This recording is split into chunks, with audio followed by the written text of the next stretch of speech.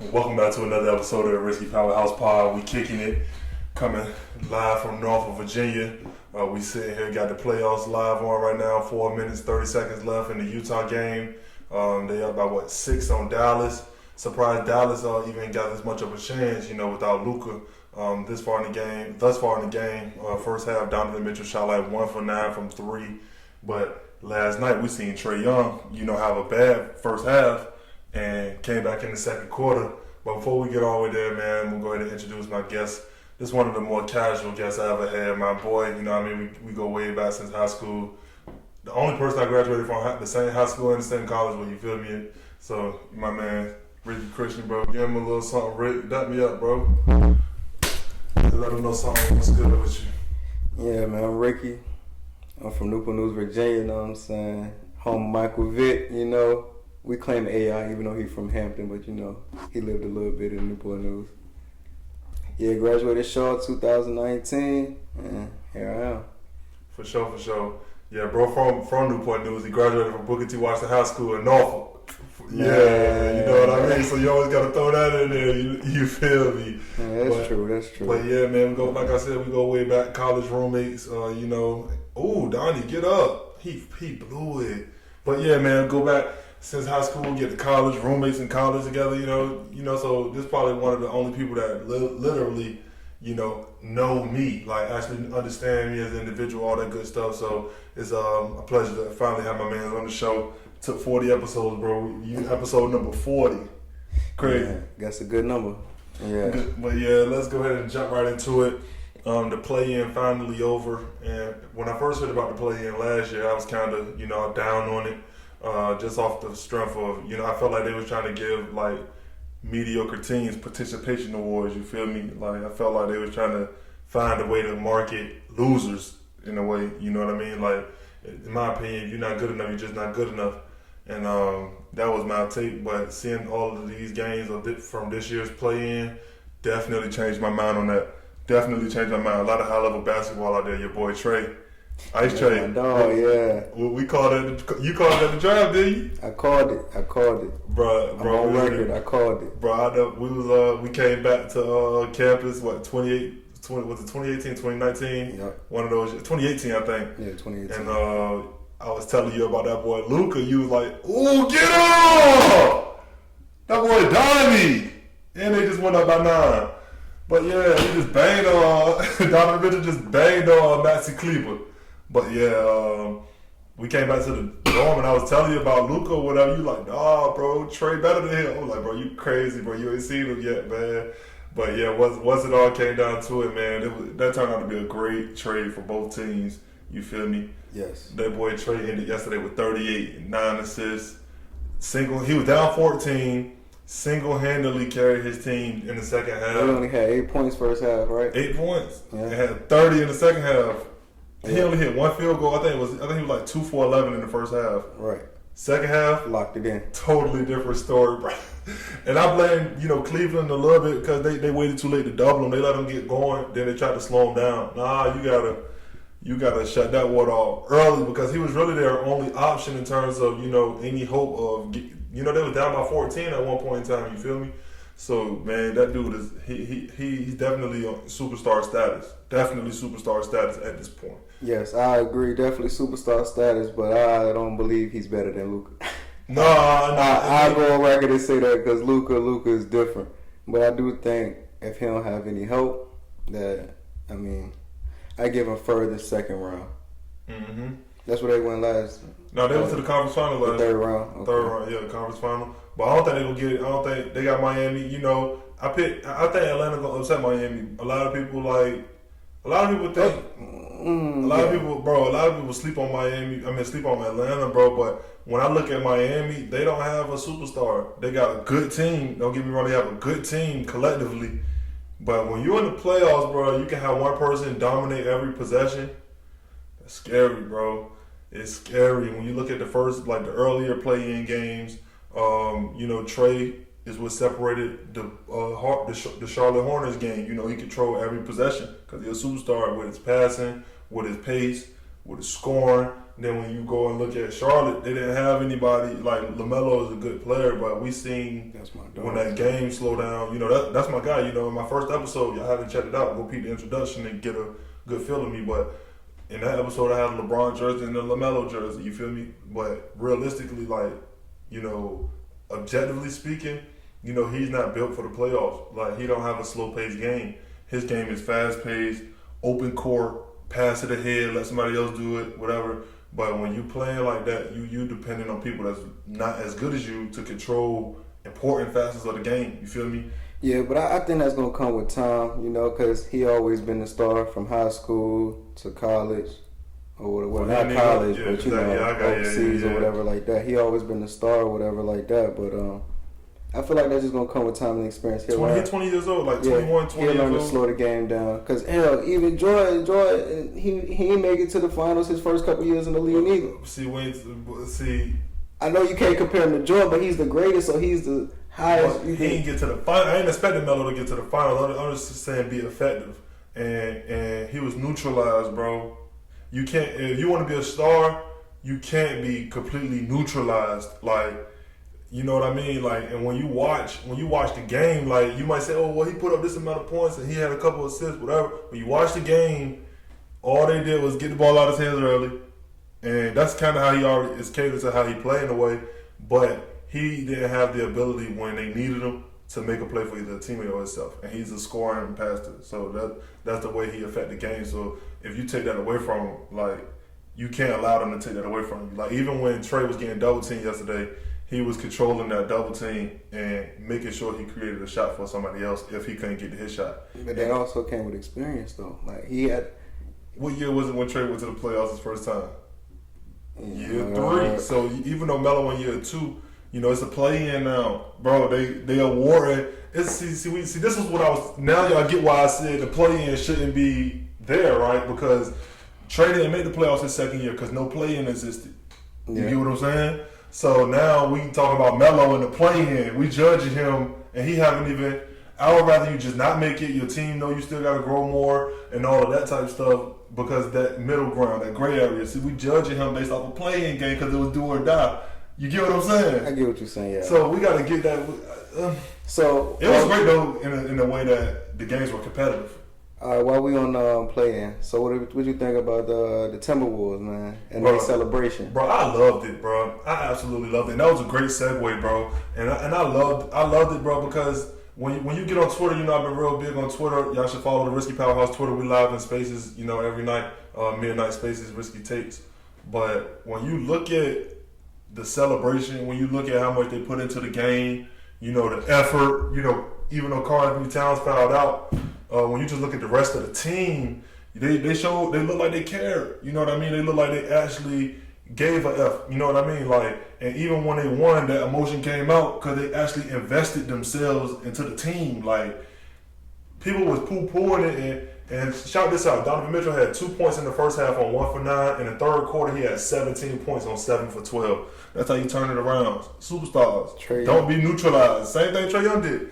But yeah, man, when you watch Minnesota, they was invested. You know, they put their heart on their sleeve. You know, somebody knocked it off, then, you know, they would have been crying, disappointed. You feel me? But they won. They had an opportunity to express that. And they're a down bad franchise. They only made the playoffs. This is going to be the second time in, 18 years? Like, they deserve the city. Like JJ Redick said, the city cared, the fans cared, the front office cared, the players cared. How can you make fun of that? And you know, that ain't cool. And that's just my opinion. I appreciate that.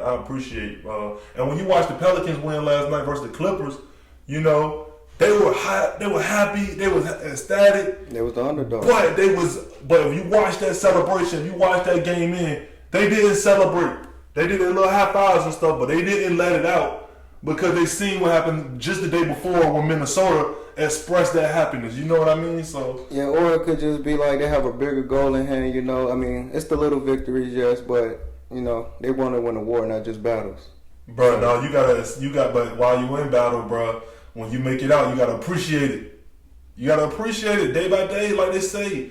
It's a long season. We gotta go one game at a time. They appreciated. They gave a high five. They acknowledged it. It's just they didn't go over the top. They wasn't over the top with it, like you said. I like Minnesota. The Timberwolves, man. The Pelicans been a depressed franchise too. You thought they was going to cry regardless, whether it be tears of joy or tears of sadness. So exactly. But bro, I need y'all on the scores table. What? Oh, that boy Donovan Mitchell getting downhill. They blocked that shot though. But he attacking. I like that. But yeah, man. When you look at the Pelicans, they had a great game as well, man. Brandon Ingram wasn't trying to facilitate. You know, he was scoring 30 points, 6 assists, 6 rebounds. CJ McCollum, great veteran. You know, I think it got to go through Brandon Ingram, in my opinion. I appreciate Valanciunas, double big man in the middle. Even though the game changed when they got him out of the game, put Larry Nance in, a lot more mobile, a lot more active on the offensive rebounds. You know, finishing at the rim, all of that stuff. What you feel about the Clippers moving forward when Kawhi and Paul George come back next year? I never was sold personally. That's just me. Like I never was sold on Kawhi. Like he's a good defender, but in my mind, like that's all I see him as. Like he might can score every now and again or be effectively scoring for short spurts, but I feel like his bread and butter is defense. For the whole, like he never like. When you look at great players, you know, they have the ability to dominate the entirety of the playoffs and then turn it up. Dominate the entirety of the regular season and then turn it up in the playoffs and play at an even higher level. And when you look at Kawhi, you know, it seems like he's always managing the regular season. And then when he plays great in the playoffs, everybody like, oh, he playing great in the playoffs, so this is the level of player that he is. No, we can't give him credit. If you average 25, 5, 5 all regular season, you take 35 games off, you know, then you get to the playoffs and average 30. I expect that 30 at that point. You know what I mean? Like at least James Harden, when you look at his, you know, his flameouts or whatever you want to call them, you know, at least he dominated the regular season, and then you know he's playing on his will at that point. Is his will strong enough? That's still in question. But at least he getting to that point to test it. You know what I mean? Right. Like Kawhi, you trying to like shortchange the game, and then you trying to avoid injury, and you still messed your ACL up last playoff. So what did you really get out of that? Skipping through the whole the regular season and stuff. Like, and then Paul George, man, he always just dissipate when the playoffs come. Playoff P. Bro, he started off that play-in game, bro, against the Pelicans, 4 for 13, bro. 4 for 13, man. Paul George gonna always be a volume shooter, bro. Inefficient volume shooter when that game get tight. Right. And they lost the first play-in game to the Timberwolves. Then he got hit with COVID. Right. And then he missed the game against Minnesota. They lost to Minnesota, then he missed the game against the Pelicans. Yeah. And the Pelicans ended up walking out of that by 5-6 points. And I feel like, honestly, it might be a stretch, but if I feel like if Trae Young had one of those guys or whatever, it would be pretty decent. Because, he's small. He can get the job done on the offensive end, but he's small on the defensive end, so he just always going to be a liability. Yeah, he always going to get little bodied or whatever like that. So... Bro, your boy KD. That's what you feel about your boy KD, man? You've been on the wagon, bro, for about 10 years now. Since high school, man. I've always been a KD fan, man. You bought them long torpedoes, bro. The KD 5s. Blue and orange was, bro. I had a couple of KD 5s. Them jaws was skinny, long, and narrow. How everybody's feet looking long, looking just like KD feet, hockey sticks. That's okay. KD was my dog, man. Bro, he roasting right now, bro. He's still you know what I'm saying? He's still doing the same thing he was doing when he was in high school, bro. Yeah. Like now he got Kyrie with him. That boy Kyrie, bro. Have you watched a Kyrie game? Yeah, man. What? Man, look, Kyrie. Like I don't know what he got going on off the court, but on the court, when he up there, bro. And can't nobody stop him. But the last game they played, bro. I want to say the play-in versus Cleveland. But them dudes was dialed in, bro. When you just look at that, they had that look in their eyes. What Terry Crews say on Friday after next? He said, "What's wrong with OG Triple OG? He said, what's wrong with OG Triple OG? You got that look in your eye. It's the fresh fish on the line. I can't let it go. Especially, man. Let it go, bro. Fresh fish on the line, bro. Speaking of the line, Kyrie be having that ball on the line, man. Bro, the string, bro. Yeah. Kyrie, man, dancing. When he get to dancing, it's a wrap. And when get any spot on the court, that's what's Kyrie has one of the purest, prettiest shots I've seen. It's just pretty. It seemed like every shot would go in, man. Every time, bro. Whether he missed it or not, it seemed like every shot would go in. And off balance, spot up, catch and shoot, on the move. Straight, it don't matter, bro. And then when he driving, he around the bucket, he's an acrobat, man. Nothing, bro. When you describe Kyrie Irving, it's just the perfect black man's game. Dribble and shoot. You know what I mean? Make somebody fall, oohs and ahs. And then step back, hit the three. Or, step back, wait for you to jump in and out just to go to the rim and do some fancy layup over. We don't want the open shot. We want the contested layup. He the AI man of this generation, man. No, Russell Westbrook, this generation, Allen Iverson. Stop playing. He don't care. He don't know. Look, let me tell you why. Because Kyrie Irving play an efficient style, bro. He play an efficient style game. Allen Iverson and Russ, they don't care who on their left, they don't care who on their right. They gonna do what they do. And it don't matter what they do, if it's cohesive to the team or to, it don't matter. The bottom line is what I do is what I'm about to go out here and do. And Allen Iverson can be on the team full of stars or he can be on the team by himself. He gonna take 28 shots a game. He gonna make 11 of them. He gonna have 40. But AI didn't have that many negligent turnovers or unforced turnovers. Bro, yeah, that's the main thing about Russ, bro. He inefficient. Shoot a lot of shots. And he turned the ball over a lot. Gracious, man. How do you do all? It's like compound interest. One turn to 2, 2 turn to 4, 4 turn to 8, 8 turn to 16 with Russ. Like, bro, everything bad. Everything going south. And I don't like how the media is hard on him. Like, I mean, it's deserved. I mean, that's just where. Nah, negative 0.5 offensive win share. He's the player every game this year. That's your 15 perspective. PEI. He playing 35 and a half minutes. But I'm saying this: if it's well deserved, it's always been well deserved. So why now? You know what I'm saying? Bro. Even when he was with Houston, even when he was with OKC, even when he was with Washington, right? His game never changed. He was always inefficient. So why now all of a sudden? Because he playing in a bigger market? Nope, because he's not playing the same. Bro, he's not playing the same. See, you can look at the box score and say, okay, well, he averaged 22, 10, and 10 here on 43% and 30 from 3. Here he averaged 18, 8, and 8. Bro, it's more to the regular stats, bro. It's called advanced stats. And it tell you the effectiveness within what you're doing. Russ is at his all-time low in effectiveness. You sound like a Skip Bayless talk about Tom Brady. It's more than just the regular stat. Because the air to distance ratio. It is, bro. His PER, bro. Russ, his first triple-double season had a 30 PER, bro. That's the PER that Giannis got right now. He averaged 30 points, 10 rebounds, 10 assists. Yeah, he shot 43% from the field and had 5 turnovers. But, bro, it was the intangible things. And another thing, Russ used to be a great defender, bro. He stopped playing defense. So now you negative on defense and offense, and you turn the ball over. Bro, I'm done with Russ, bro. He always turned the ball over. I'm done with Russ, bro. I don't think the criticism should be that harsh, but, you know, that's just my personal opinion. But trash cans. That's exactly what he been, bro. He been trash cans. Any star player, bro, that play with LeBron James, bro, that's averaging 30 points on 52%, bro, and you can't manage that and at least get to 500, you're awful, bro. Honestly, though, to Russ' favor, bro, I blame the coach, bro, because there's no way. No. You can't blame Frank Vogel because Frank Vogel he's not missing the shot. He's not out there fucking. He even tried to contain Russ, take him out in the fourth quarter. What happened with Trevor Ariza and the other guys they signed in the offseason? Oh, it's gonna be hard to beat this team 4 times. They got beat a whole lot of times. To the point they didn't even make the play-in tournament. Bro, there was 17 games out of 500, bro. That's awful. Like, come on now. Like, bro, Russ had a 0.8 value over replacement player, bro. What that tell you is anybody else was a better option. The 17 games under 500 hurt LeBron's legacy, though. In what way? No, I'm just messing with you. I was about to say, hey, look, I mean, if you can give me a reasonable explanation, bro, I mean, what he did, you know, even with this year included, I mean, it's nothing that could take away. You know what I mean? Everything now is just addition, bro. It's addition. The man just put up another 1,500 point season. You know, he just eclipsed 10,000 rebounds, 10,000 assists. Think about this.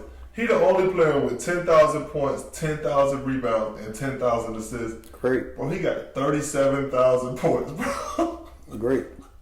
You wanna know? Nobody gonna come close to that. Back to the old argument from when we was in high school, right? So if LeBron and KD play 1-on-1, who would you give it to? I'll get to KD. I give it to KD too. I'll get to KD, bro, cause Yeah. 1-on-1, I mean, he polished, bro. You gotta LeBron, bro. LeBron can try to back him down, but KD got left. You know, LeBron can try to get to the layup. LeBron got a little fadeaway game, whatever. But KD hit 2 of them free throw line jumpers, bro. You might as well dial him in. Like, he ain't missing no more after that. If he get 1 or 2, it's 1-on-1, so it's no help. You know what I mean? That's my main thing. It's no help. So once he get to his little hezzy, you know, pull up, it's nothing you can do. While we on the 1-on-1 topic, you believe those reports about how James Harden was getting torched in practice? By Kyrie? I believe it. Bro, listen, bro. Hold up, bro. I can tell you ain't been on Twitter, bro. Bro, Ballside Sports made that report, bro. Ballside Sports been trending, bro, for like the last 3 months, bro, 4 months. Who was Ballside Sports? It's a troll page that be making these crazy stories up, and then they really get leaked in media. Stephen, they quoted Ballside Sports on First Take, not knowing that the BS report came from a troll page. That's crazy. He quoted him, bro. They went to screen recorded it and said, I got quoted by Stephen A. They tagged him in it and everything. Yo, and then KD be arguing with him. Ballside Sports, KD be arguing with him. Oh yeah, that was about KD. On the main page. He gonna let you know a piece of his mind. He was talking about the report of the Kyrie thing. Kyrie was torching James Harden 1-on-1. James Harden been frustrated ever since. He the one that made that report on that page, bro. And they viral. That joke verified and everything now. That joke been trending for a minute. Every night, Ballside Sports dropping crazy reports. Be doing crazy stuff like report seeing Kawhi Leonard and Paul George entering Darren Fisher at his White House together. And so they be making crazy reports, bro. People childish. And man. people, if enough people retweet it, enough people gonna believe it. That's the stupid part. It don't matter what it say. And that's the funny part. It be ridiculous stuff. It be stuff like Kyrie Irving was taking James Harden ankles in practice. You repeat something more times than enough, you'll start to believe it, man. Yep, the RiSSky Powerhouse is the greatest hoopcast in the world. Yeah, man. Yeah, y'all gonna see that a lot more often. Yeah, we sitting here kicking it, man. We watching the game, 73-66. Utah up by 7, man. Top of the fourth quarter, 10 minutes left. Utah about to win this game. That's all I got to say. I'm calling it now. I got the Nets on top, winning it all. Winning it all. Because my guy KD and Kyrie. Bro, Milwaukee about to run through the East again, bro. Walk their way through the finals. Can't nobody stop that man Giannis, bro. The best player in the league. Yes, he's definitely put on some weight. Because I remember he was a stick. Bro. He was a stick. My arm. Yeah. No, that boy Giannis. You know something's crazy? They said Giannis is 6'11", 245. Kevin Durant, 6'10", 245. Yeah, that's the same weight, bro. Get out of here, bro. Giannis at least 260. And KD at least 235. And 7'2". Bro, I'm telling you, bro. He a smooth 7 feet. They say both Giannis and KD 6'11", though.